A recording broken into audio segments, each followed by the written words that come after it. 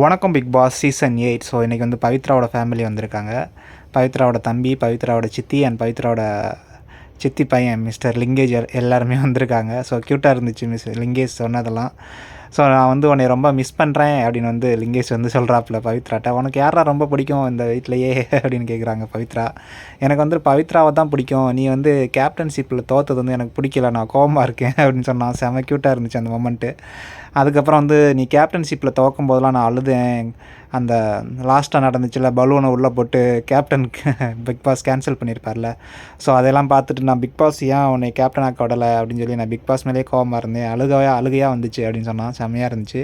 அதுக்கப்புறம் அவங்க அம்மாவால் வர முடியாது போல இருக்குது, ஏன்னா கொஞ்சம் நடக்க முடியாது போல இருக்குது. ஸோ அவங்க வந்து வாய்ஸ் ஓவர் கொடுத்துருந்தாங்க, சாரி இது ஆடியோ டேப்பில் போட்டிருந்தாங்க அவங்க பேசுனதை, அவங்க அம்மாவும் அவங்க பாட்டியும்.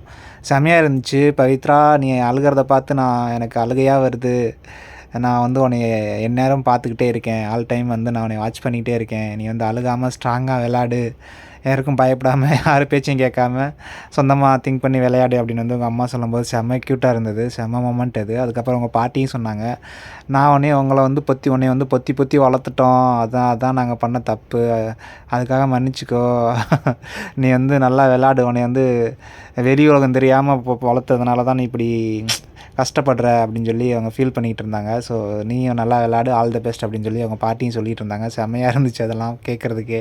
ஸோ எல்லாருக்குமே ஒரு மொமெண்ட்டு தான் அது, அவங்க அம்மா வர முடியல அப்படிங்கும்போது பிக் பாஸ் ஒரு சர்ப்ரைஸ் கொடுத்து, ஸோ அட்லீஸ்ட் ஆடியோ டேப்பாவது போடுவோம் அப்படின்னு சொல்லி ஆடியோவிலேருந்து போட்டு விட்டாங்க. அது செம்மையாக இருந்துச்சு கேட்குறதுக்கு. ஸோ அவங்க தம்பி வந்து செம்ம வைப் பண்ணிகிட்டு இருந்தான். ஸோ நம்ம தர்சிகா மேட்ரு விசால்கிட்ட சொல்லிகிட்டு இருந்தான். விஷால், நீங்கள் கூட சொன்னீங்க நான் வந்து தர்சிகாட்ட பேசுகிறதுனால பவித்ராவுக்கு ஏதோ காண்டு போல் இருக்குது அப்படின்னு. ஸோ அதெல்லாம் கிடையாது, பவித்ரா வந்து ஒரு ஃப்ரெண்டாக தான் தர்சிகாட்ட வந்து அதை வந்து சொல்லிக்கிட்டு இருந்தா, அட்வைஸ் பண்ணிக்கிட்டு இருந்தா. நீங்கள் வந்து தர்சிகாட்ட பேசுகிறதுனாலலாம் பவித்ராவுக்கு ஒரு காண்டெல்லாம் ஒன்றும் இல்லை அப்படின்னு வந்து டேரெக்டாகவே சொல்லிட்டான். அதுக்கப்புறம் ஜாக்லின் அண்டு ராயனுக்கு 2 அட்வைஸ் கொடுத்துட்டு போனாப்புல பவித்ராவோட தம்பி.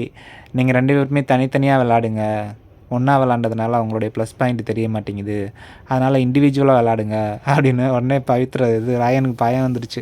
ஆல்ரெடி இந்த சௌந்தர்யா ராயன் மேட்ரு பயங்கரமாக போயிட்டுருக்கோ, அளவுக்கு போயிருக்கோ அப்படின்னு நினச்சி இவன் வேறு இப்படி சொல்லிட்டு போயிட்டானா அவங்களுக்கு செம கன்ஃபியூஸ் ஆயிடுச்சு. தனித்தனியாக பேசிக்கிட்டு இருக்குங்க ராயனும் சௌந்தர்யாவும், குசுன்னு ஏதோ பேசிக்கிட்டு இருக்குங்க வெளியே தெரியாத அளவுக்கு. ஓகே, பார்ப்போம் எப்படி இருக்குன்னு. அவங்க போகும்போது செம ஒரு பாட்டெலாம் போட்டு அனுப்பிச்சி விட்டாங்க பவித்ரா ஃபேமிலிக்கு. அதுக்கப்புறம் அன்ஷிதா போய் அவங்க சித்திட்ட ஏதோ சொல்லிட்டு இருந்தாங்க. ஐ திங்க் பவித்ராவோட லவ் பண்ணுவாங்க போல இருக்குது, அது லவ்வை வீட்டில் அக்செப்ட் பண்ணலை போல இருக்குது, எப்படியாவது சேர்த்து வச்சுருங்க அப்படி இப்படிங்கிற மாதிரி சொல்லிக்கிட்டு இருந்தாங்க. என்ன ஸ்டோரின்னு வெளியே வந்தால் தான் தெரியும், பார்க்கலாம்.